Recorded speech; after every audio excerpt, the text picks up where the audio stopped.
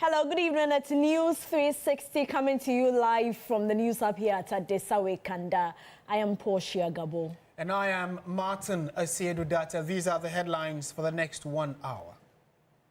News360 Headlines is brought to you by Flamingo Paint, Pepsodent Charcoal and Pepsodent Herbal, EcoBank. Ministry of Finance announces the expiration of the DDEP bond restrictions, paving the way for new longer-dated domestic bonds and reduced Treasury bill reliance. Also coming up tonight, Member of Parliament for Ofuasia Irebi, Jojo Nkrumah, plans to introduce bill to amend Public Financial Management Act to strengthen fiscal discipline and accountability in public spending. And later in the bulletin, Media General launches the Ghana Month celebration with a call for Ghanaians to celebrate and preserve the nation's rich culture and diverse heritage. Coming up in business news, analyst warns the Middle East conflict threatens to ignite inflation and stall economic takeoff, advising government to be more fiscally disciplined.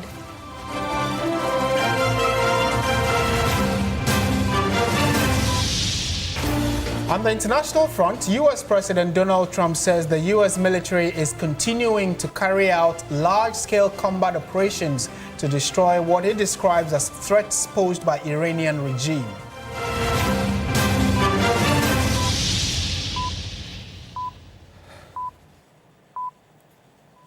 We have details of all these stories and many more coming up in the next 1 hour. Do stay with us. Starting from issues regarding finance, and the ministry in charge of Ghana's finances has announced the expiration of restrictions on new domestic bond issuance. The 3-year restriction was initially imposed in 2023 to prevent the government from issuing new bonds following the debt default that preceded the domestic debt exchange program. And we also know that a statement from the Ministry of Finance said that the announcement comes at a time of low inflation, improved investor confidence, and a strong macroeconomic environment supported by a robust medium-term debt management strategy and significant buffers.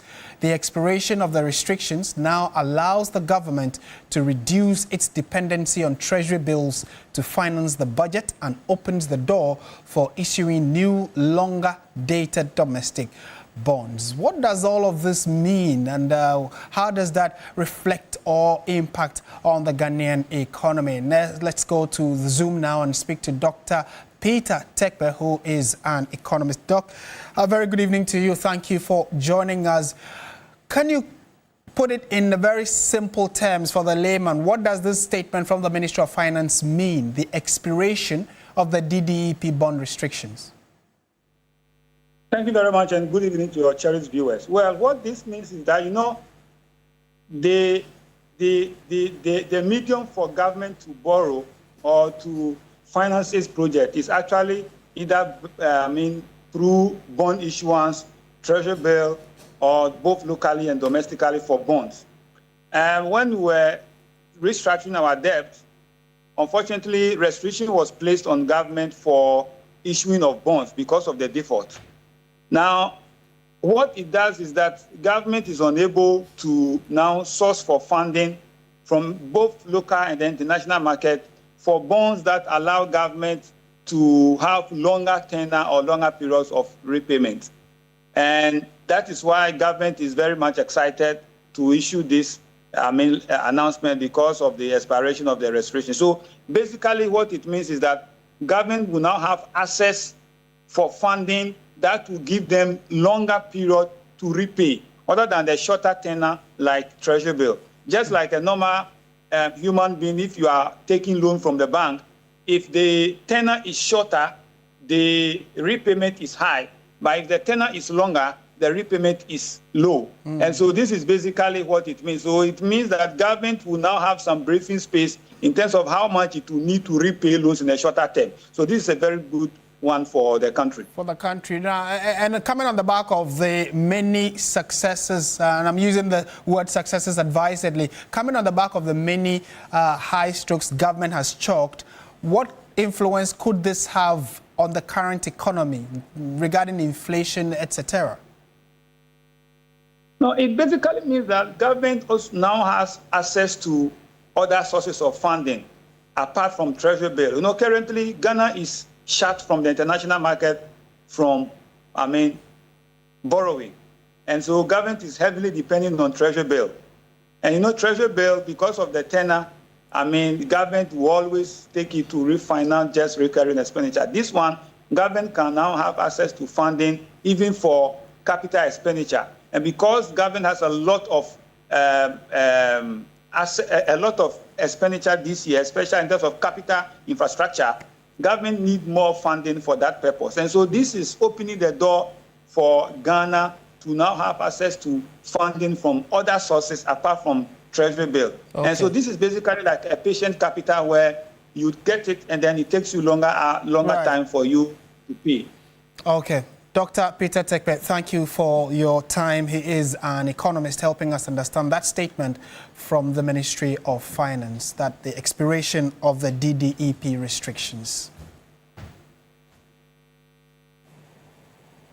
In more news tonight, the war between Israel and Iran may seem far from Ghana, but in today's global economy, distance does not mean protection.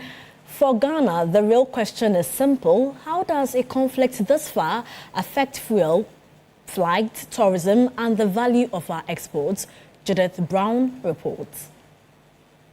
As of March 2, 2026, global markets are already reacting to escalation around the Gulf and the Strait of Hormuz. Oil prices have jumped, airlines are adjusting routes, and investors are rushing into gold. And even though Ghana is thousands of miles away, the economic shock waves travel fast. The most immediate impact for Ghana is fuel. While Ghana exports crude oil, it still imports large volumes of refined petroleum products. Well, according to the Bank of Ghana, crude oil and petroleum products imports were about $4.48 billion in 2024. If fuel costs rise just 10% and volumes stay the same, that would mean roughly $448 million additional pressure on the import bill. And for the average Ghanaian, they may soon feel its ripple effect at the pumps.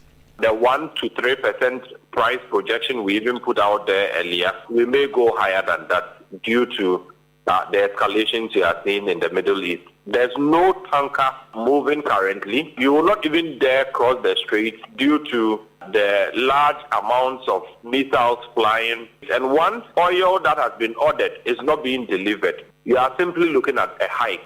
Air travel is the next area where Ghanaians could feel the impact. When oil prices go up, jet fuel also goes up. Ghana recorded 2.35 million international passengers in 2024, according to the Ghana Civil Aviation Authority. Many of those trips connect through Middle East hubs. If the flights are disrupted or rerouted because of the conflict, journeys could become longer and more expensive. Tourism is also very sensitive to global tension. In 2024, Ghana earned about $4.8 billion from tourism, with around 1.29 million international visitors. If flights become more expensive or travelers feel uneasy about global instability, some people simply postpone or cancel trips. And lastly, let's talk gold, because it could be the only resource working in Ghana's favor. During times of war or uncertainty, investors often move their money into gold because it is seen as safer. The Bank of Ghana reported gold export earnings of about $20.98 billion in 2025, a sharp increase from the year before. If gold prices continue to rise, Ghana could earn more foreign exchange, helping to cushion some of the pressure from higher fuel and import costs. In short, the war does not have to reach West Africa to affect Ghana. It moves through fuel prices, airline costs, tourism flows, and gold markets. In the weeks ahead, pump prices and gold earnings will likely provide the clearest early signals of how deep the impact becomes. Judith Brown, TV3 News. Now, after 10 years of its use, a new law is being introduced to amend the Public Financial Management Act to strengthen fiscal discipline and accountability in public spending. Sponsor of the bill, Jojo Nkrumah, says that part of the amended law will restrict the Finance Ministry from releasing funds for programs that are not captured in the approved National Development Plan. Christian Yale reports.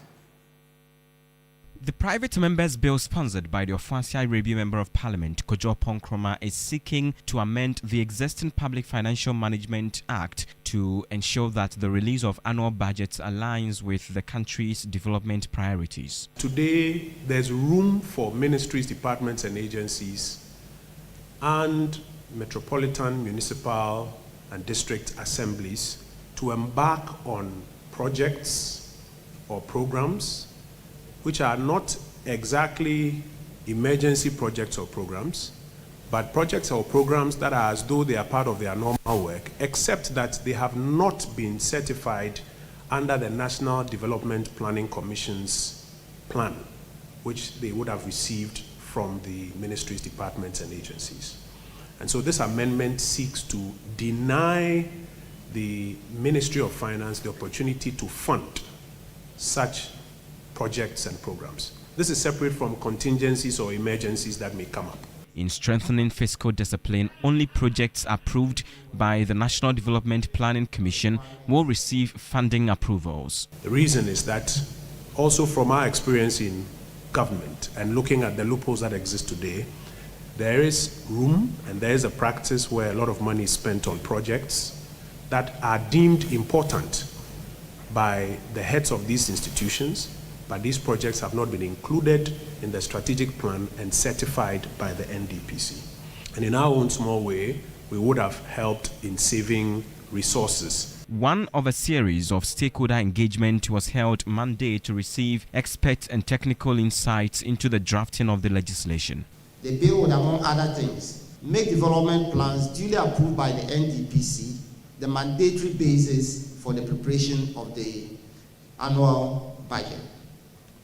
It also requires publication of annual progress reports as a precondition for the inclusion of estimates in the budget and for the issuance of expenditure warrants. My dream is that one day we'll get to a point where this National Development Planning Commission is really a technical commission that we all hope it should be, devoid of all the politics around it. It is a hope of the sponsor and stakeholders that this process would go through seamlessly so that there would be a tighter fiscal discipline and also a more controlled public spending in the country. Christian Yale, TV3 News, Alisa Hotel, Accra. Now, Ghanaians are being urged to be intentional in preserving and handing down our rich culture and heritage. Earlier today, the 2026 edition of Media Journal's Ghana Month was officially launched at the Ghana Village, marked with a celebration of rich culture and traditions across the nation's diverse ethnicities and regions. Activities over the next month will showcase authentic, rich Ghanaian heritage, locally manufactured food and beverages, iconic local fabrics, and traditional attire. From vibrant African wear to artistry, intricate kente weaving, poetry recitals, and more, Ghana's cultural beauty was on full display. Minister of Tourism, Culture and Creative Arts, Jifa Gomashi, applauded Media General for the consistency with its Ghana Month initiative. Your station has done so well. Everywhere in this country and across the globe, you are watched. And for you to dedicate the month to celebrate who we are is commendable. If you look around, what they have used, it's in the thatch, it's in the basket that's been woven, it's in the dinkra symbols, it's in the kete or kente, it's in the music that we'll be listening to, it's in the costume that we're wearing. So TV3, here's your flowers and your clap. Keep doing what you're doing. Speaking at the event, actor Ajite Annan called for togetherness in projecting the Ghana agenda. The fact that Media General has initiated this collaboration have expanded the horizon in partnerships and collaborations, and I think that we need to do this together. Executive Director of the National Theatre, Henry Herbert Mam, urged Ghanaians to be deliberate in passing down traditions to future generations. Everything we do here is about this country. It's about our culture. It's the very core of it. Putting up things that are unique to us. About every single region, the beautiful things that we can talk about. And I think it gives people the inkling that there is much more about us than what we see in the ordinary. 3 Group General Manager, Akofa Benson, urged viewers to expect more exciting Ghanaian content that promotes the positive sides of our cultures. Our audience and viewers should watch out for us on our platforms. On TV3, you will see a lot of Ghanaian content. The local Ghanaian movies, the baby thieves, the stab in the darks, and all that content that we used to watch when we were much younger. We're going to use our platforms to project Ghana, our culture, our traditions, our music, our food, and our fashion. Guinness World Record holder for largest leaf print painting, Sharon Dede Paddy, acknowledged the beautiful initiative of Media General, bringing tourism closer to the people. As an artist, I really appreciate the setup, the activities.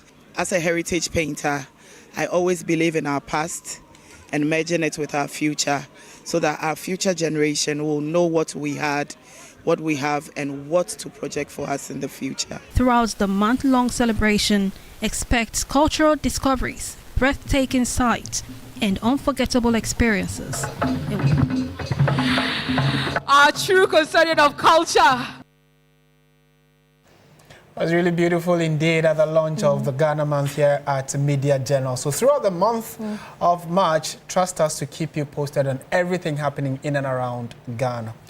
On to some other stories this evening, and the High Court in Accra has dismissed an application by pressure group Democracy Hub seeking to stop the Electoral Commission from recognizing the NDC's parliamentary candidate Baba Jamal as a qualified candidate for the Ayawaso East by-election. The application was based on allegations of vote buying during the party's primary, which was held on the 7th of February. The court held that the suit was incompetent. Lord Edwasare has more.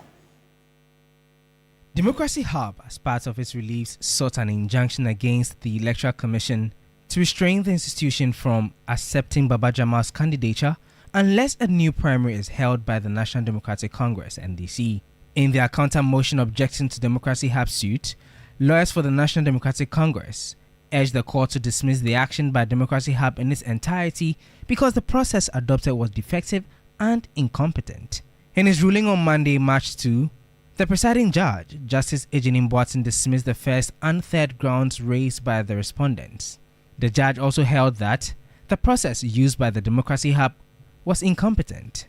Justice Kwesi Ejenim Boateng, however, commended Democracy Hub for the advocacy role it has taken in the matter, noting that elections in the country over time have been plagued by vote buying. The decision by the High Court gives the green light for the Ayawaso East by-election to proceed on Tuesday, March 3. Lawyer for Democracy Hub, Oliver Bakavomawo, shared his sentiments following the court's ruling. You're looking for the test case at some point. We have normalized it to some point that we decided that this is going to be the test case to push this conversation and seek proper legal reforms. And so that's what we have decided to do. So it's not a question that we don't feel as aggrieved by the others, but that there must be a starting point by which we begin to take serious actions against them. It had to be Baba Jamal. I have nothing personal against him. He was my mate in law school, but it had to be him. Counsel for the NDC, Gideon Abuchi, was pleased with the outcome. What is the interest of the people in this matter? So you realize that the judge took his time to analyze the concept of capacity and how to sustain an action.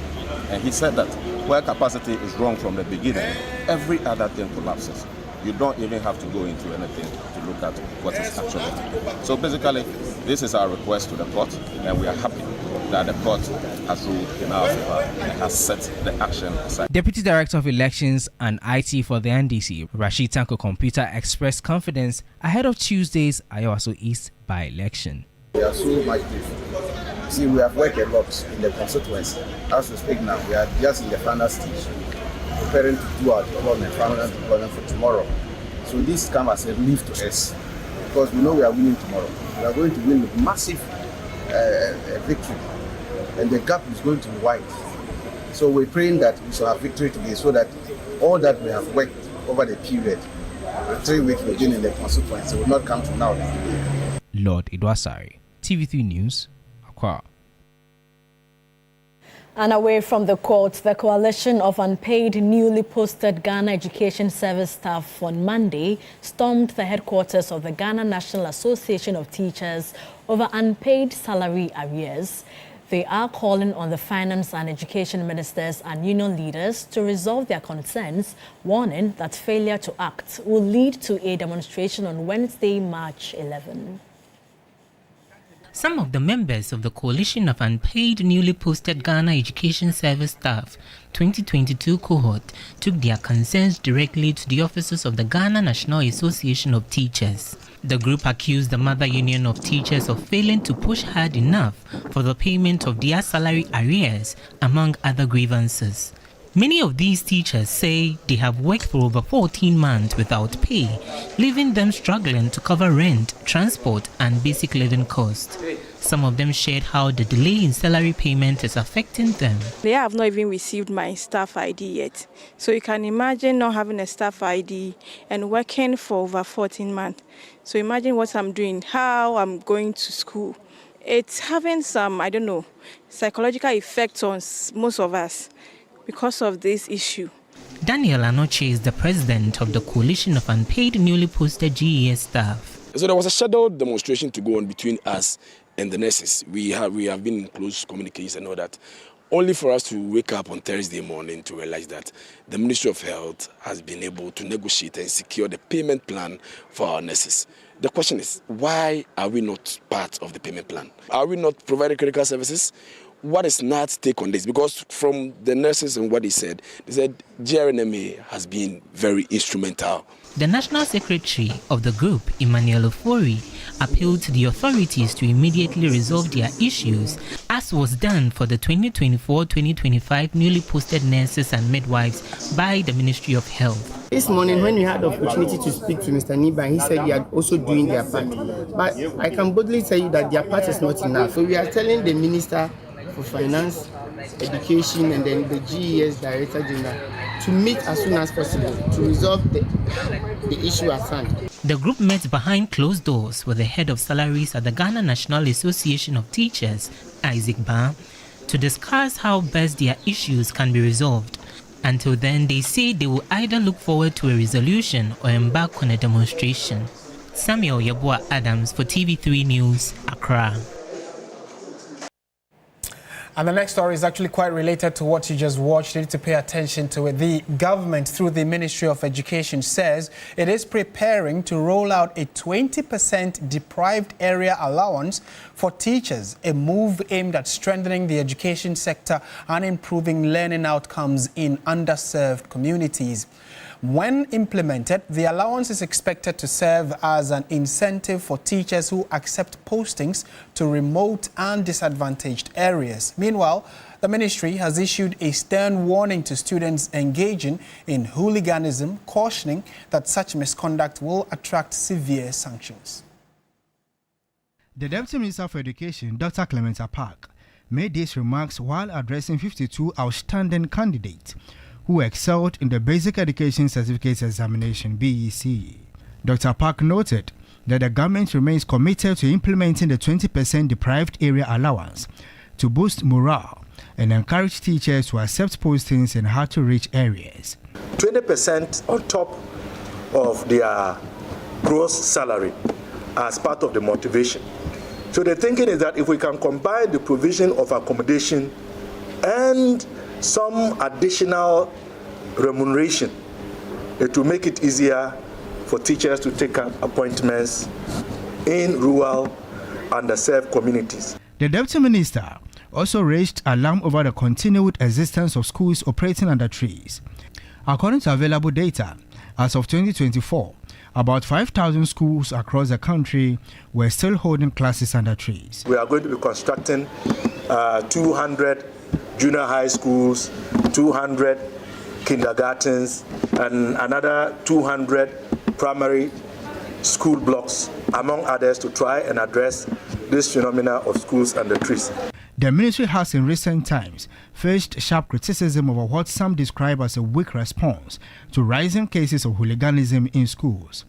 Dr. Park was unequivocal, warning that students found culpable will face the full rigors of disciplinary measures. In the schools. So if you misconduct yourself, you will be arrested, you will be prosecuted, and you may go to jail and also lose the opportunity to realize your dream.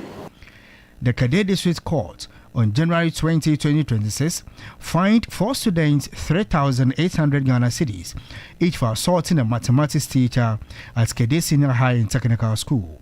Other attacks, including one on a teacher at WAS and others involving students assaulting fellow students, have also been reported since that court ruling. There are calls for tougher action for Ghana Education Service and education authorities to help stem this dangerous tide. The Chinese community in Ghana has celebrated its New Year in grand style, marking one of the most important events on the Chinese cultural calendar. In the Chinese zodiac, 2026 is the year of the fire horse, a symbol of energy, strength, and good fortune. The Chinese Lunar New Year began on 17 February 2026, marking the start of 15-day Spring Festival, which ended with the Lantern Festival. The festive event featured beautiful cultural displays, including dancing, Chinese storytelling, acting, and music.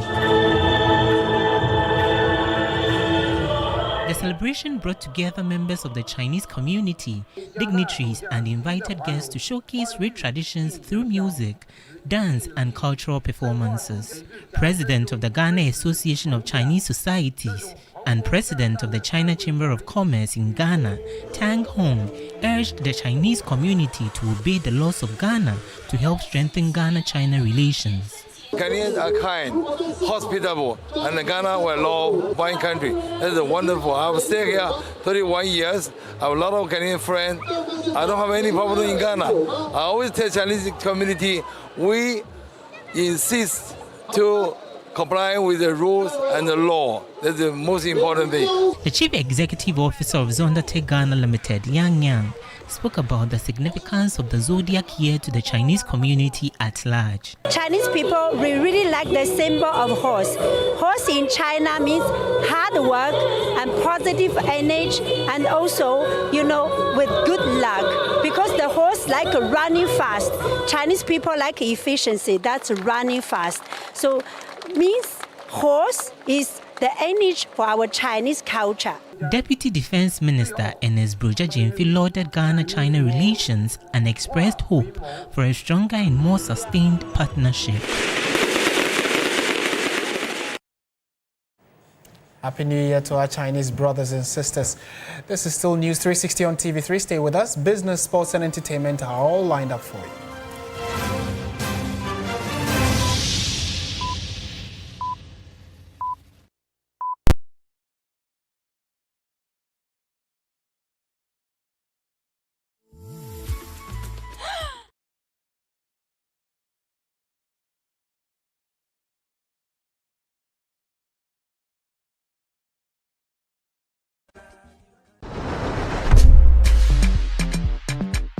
It's that time of the year when Media General transforms into Ghana's cultural hub, and this year we're taking it to another level. Our Ghana village is bigger and better. So much to experience, eat, drink, buy, do and learn every single day. And there's more. The Ghana Month Expedition offers 3 nights and 4 days of pure, unforgettable fun touring the best part of the Eastern, Ashanti and Central regions from the 19th to the 22nd of March. And on the 28th March, all roads lead to the Legon City Mall for your favorite food event, the 3FM Gobe Festival. But that's not all. All throughout March, our screens and dials celebrate everything that makes us proud. Our shows, music, movies, festivals, history, traditions, and more. Welcome to a truly incomparable and totally immersive Ghana Month 2026.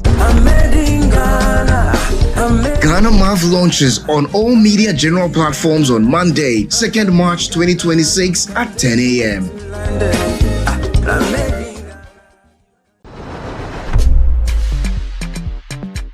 It's that time of the year when Media General transforms into Ghana's cultural hub, and this year we're taking it to another level. Our Ghana village is bigger and better. So much to experience, eat, drink, buy, do and learn every single day. And there's more. The Ghana Month Expedition offers 3 nights and 4 days of pure, unforgettable fun touring. The best part of the Eastern, Ashanti and Central regions from the 19th to the 22nd of March. And on the 28th March, all roads lead to the Legon City Mall for your favorite food event, the 3FM Gobe Festival. But that's not all. All throughout March, our screens and dials celebrate everything that makes us proud. Our shows, music, movies, festivals, history, traditions, and more. Welcome to a truly incomparable and totally immersive Ghana Month 2026.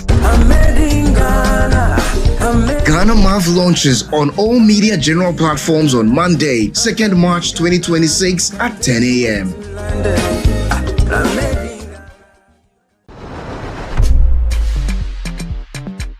It's that time of the year when Media General transforms into Ghana's cultural hub, and this year we're taking it to another level. Our Ghana village is bigger and better. So much to experience, eat, drink, buy, do and learn every single day. And there's more. The Ghana Month Expedition offers 3 nights and 4 days of pure, unforgettable fun touring. The best part of the Eastern, Ashanti and Central regions from the 19th to the 22nd of March. And on the 28th March, all roads lead to the Legon City Mall for your favorite food event, the 3FM Gobe Festival. But that's not all. All throughout March, our screens and dials celebrate everything that makes us proud. Our shows, music, movies, festivals, history, traditions, and more. Welcome to a truly incomparable and totally immersive Ghana Month 2026. Ghana Month launches on all media general platforms on Monday, 2nd March 2026 at 10 a.m.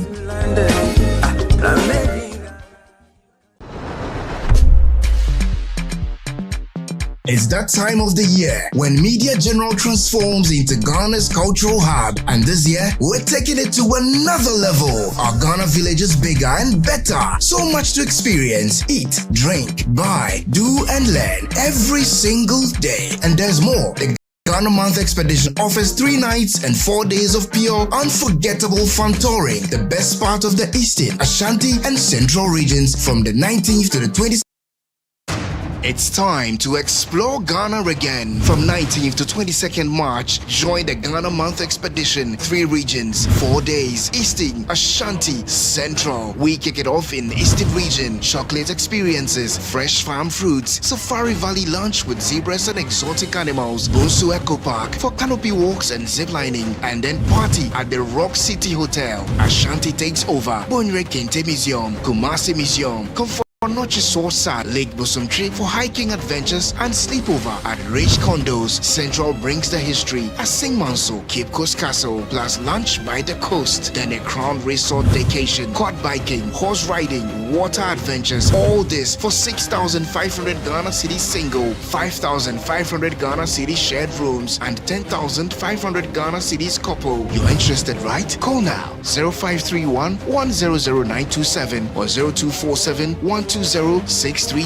Ghana Month Expedition, 19th to 22nd March. Don't just watch Ghana, experience it. It's time to explore Ghana again. From 19th to 22nd March, join the Ghana Month Expedition. 3 regions, 4 days. Eastern, Ashanti, Central. We kick it off in the Eastern region. Chocolate experiences, fresh farm fruits, Safari Valley lunch with zebras and exotic animals, Bonsu Eco Park for canopy walks and ziplining, and then party at the Rock City Hotel, Ashanti takes over, Bonre Kente Museum, Kumasi Museum, Komfornochi site, Lake Bosomtri for hiking adventures and sleepover. Economic improvement. Now, while acknowledging the positive trajectory of macroeconomic indicators, the Institute warns that significant external risks still loom on the horizon. Speaking on the sidelines of a recent induction ceremony, Chief Economist at Institute of Chartered Economists Ghana, ISEG, Gideon Emisa, reacted to the State of the Nation address SONA by highlighting the recovery that has been made. Emisa noted that the macroeconomic indicators presented by the president reflect a resilient turnaround. He specifically pointed to the cooling of inflation to a record 3.8% and the subsequent easing of the monetary policy rate to 15.5% as evidence of successful fiscal and monetary coordination. When you look at Ghana positioning itself in Africa within the first 10 economies with very positive GDP, our fiscal sector is also looking so good. We're looking at debt to GDP ratio. Comparatively, we are doing well. With the external sector as well, our exchange rate, the figures are pointing to the right direction. With the monetary sector, we can see interest rates also coming down. And these are good indicators as far as the macroeconomic indicators are concerned. The ISEG chief economist highlighted the fragile nature of the current recovery, citing global commodity volatility remains a major threat. Emisa specifically pointed to the recent instability in the cocoa sector as a prime example of the. Now, the Chief Executive Officer of Dalex Finance, Joe Jackson, has issued a stark warning to the Ghanaian government, asserting that the burgeoning conflicts in the Middle East could derail the country's hard-won macroeconomic stability unless immediate fiscal discipline is prioritized. Speaking to 3 Business, Mr. Jackson noted that while Ghana has seen a remarkable dip in inflation falling to 3.8% in early 2026, the external shock of a prolonged war between the US-Israel alliance and Iran poses a direct threat to this progress. For Ghana, the current conflict in the Middle East is a double-edged sword. The conflict, which escalated over the weekend, has sent immediate shockwaves through global commodity markets, placing Ghana's fragile economic stabilization at a critical crossroads. A spike in oil prices means one thing: a spike in the prices for the biggest single import for Ghana, which is the fuel products. If it is a short-term conflict, 1 week, 2 weeks, well, the increase in price of fuel may cause a temporary inflation bump, but the pressure on our forex should be manageable given the reserves that we have, and that's only because gold will help cushion the effect. While the country is a modest oil exporter, it remains a massive importer of refined petroleum products, with reports of tankers being targeted and insurers withdrawing coverage. The risk premium has already seen Brent crude futures jump toward the $80 to $100 per barrel range. If this is a prolonged issue, then spike in the prices of oil will be consistent and it will go high. Then inflation will rear its head again, because unfortunately transportation affects all sectors of the economy. So we are in trouble. The CD will face pressure. The price of what this government is paying to service its debt, paying to buy things for the country and to undertake the projects that they promised to do, become more expensive. So we'll see that there's what we call monetary tightening. Joe Jackson emphasized that government cannot afford to rest on its oars or engage in populist spending should the Middle East war prolong, leading to sustained spike in global oil prices. Discipline is what has sustained us.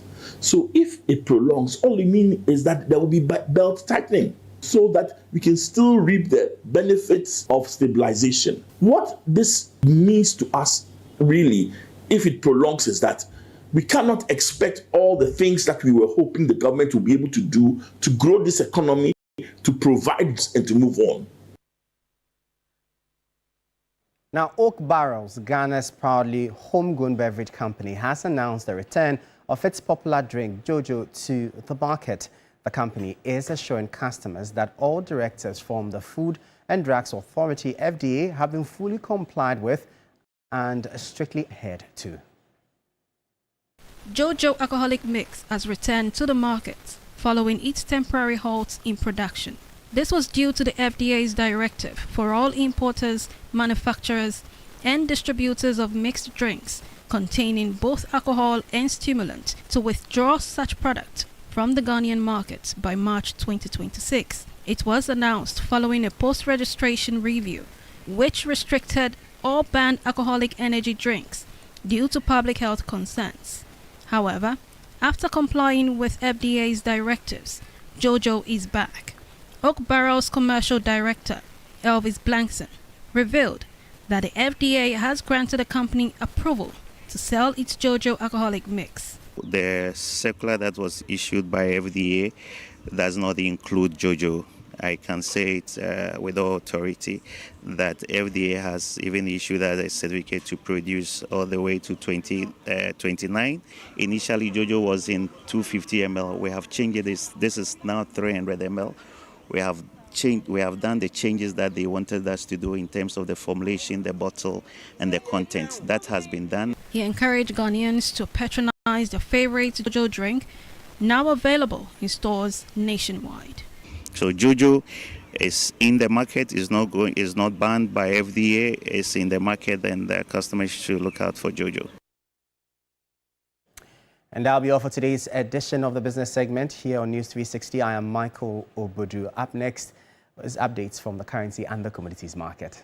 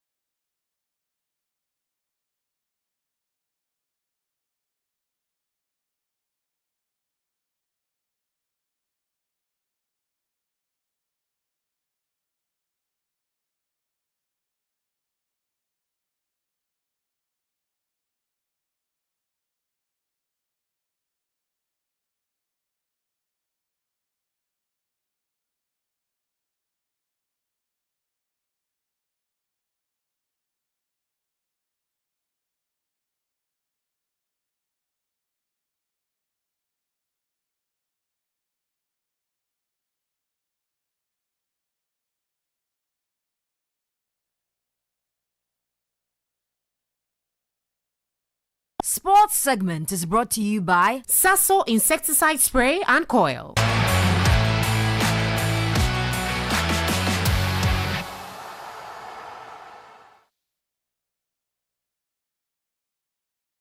Hello, good evening, and welcome to the sports segment here on News 360 with me, Oreku Ampofo.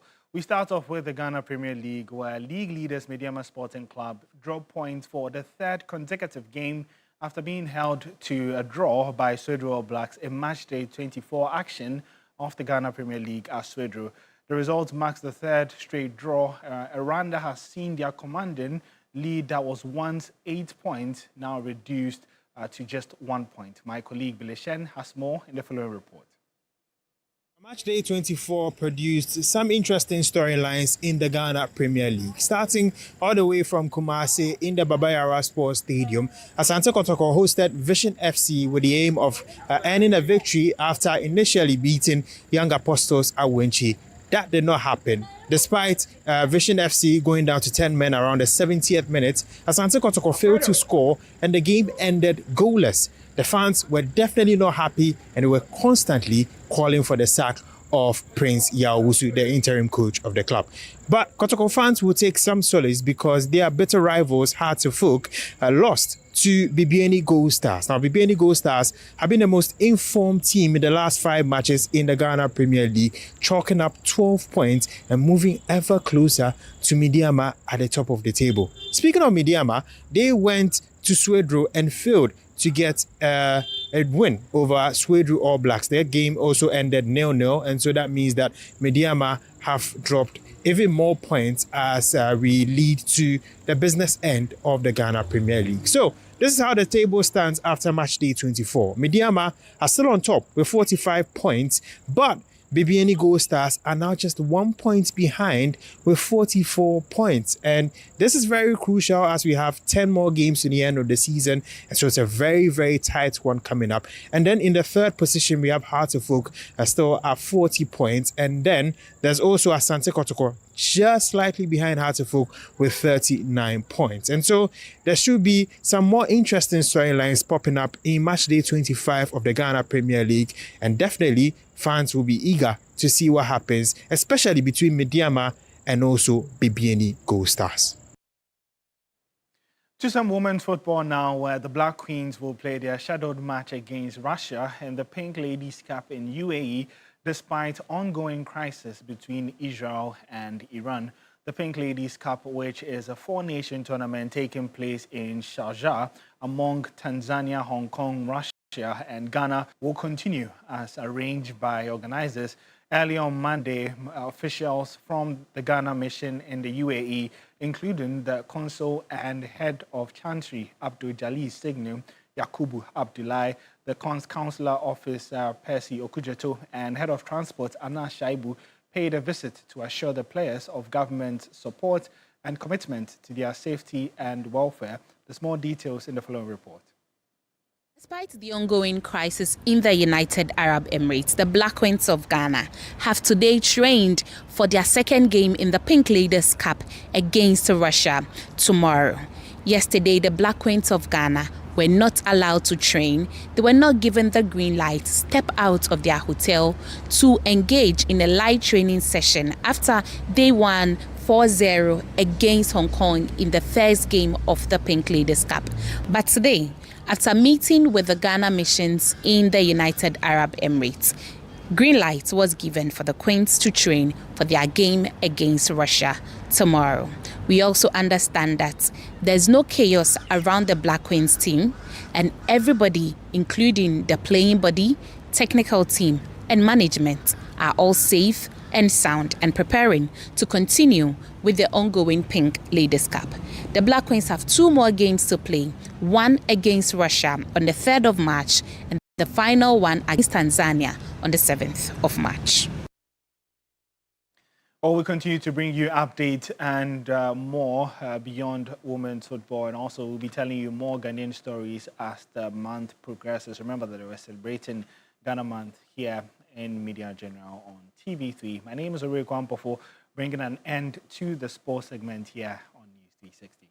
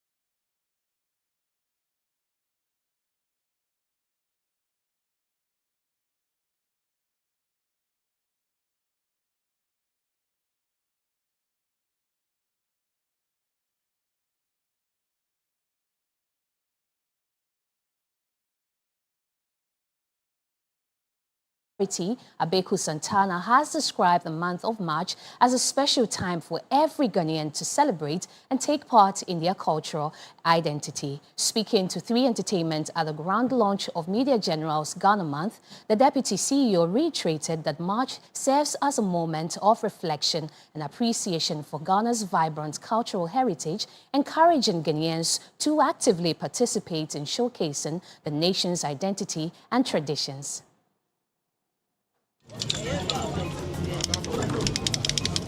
Ghana Village, located on the premises of Media General, has become a vibrant hub for cultural celebration, entertainment, and community engagement throughout the Ghana Month festivities. Dubbed as the ultimate positive Ghana experience, the celebration showcases the wealth of Ghanaian culture through food, fashion, drinks, arts, crafts, and more.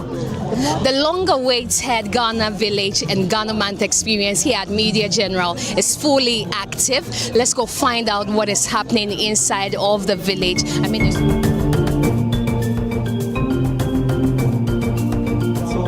All month through, what we're going to do is that we're going to showcase the positive aspects of Ghana. That's what we're doing here. The village is duly launched. You can pass through and have your local drinks, local food. We're exhibiting Ghanaian culture and tradition over here. And so watch us on screen, on our socials, and come to the village and experience Ghana. The modern village is fully stocked with arts and crafts from the National Museum of Ghana, a bustling food court, and several exhibition stands that highlights Ghana's diverse cultural heritage. Speaking at the grand launch, the Deputy CEO of the Ghana Tourism Authority, Abeku Santana, reiterated that March is a time for reflection and appreciation of Ghana's vibrant cultural heritage. He encouraged all Ghanaians to actively participate in promoting and celebrating the nation's identity and traditions. But this is the moment that the Ministry of Tourism, Culture and Creative Arts and the Ghana Tourism Authority reminds us that we need to promote, we need to enjoy, we need to preserve, we need to celebrate what we have, from our food to our clothes, to our storytelling, to our way of life. The tangibles and the intangibles. This is the moment that we want you to demonstrate, display your tribe, your culture.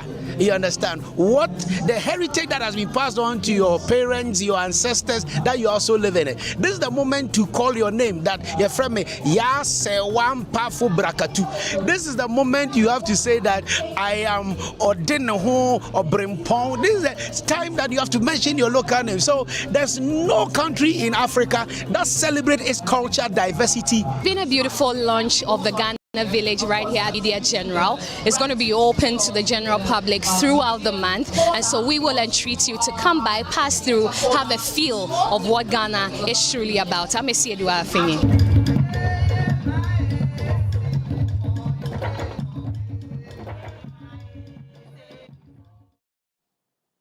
That's it for entertainment. I'm Esiedua Afeni. Thank you so much. It's now time for international news. And U.S. President Donald Trump says the U.S. military is continuing to carry out large-scale combat operations to destroy what he describes as threats posed by Iranian regime. The U.S. and Israel struck on Saturday, killing Iran's supreme leader. The Israeli military has since launched new strikes on Tehran, but the U.S. Defense Secretary says there will not be endless war. UK Prime Minister Sir Keir Starmer has said the UK's decision not to join the US-Israeli strikes on Iran was deliberate, adding his government does not believe in regime change from the skies.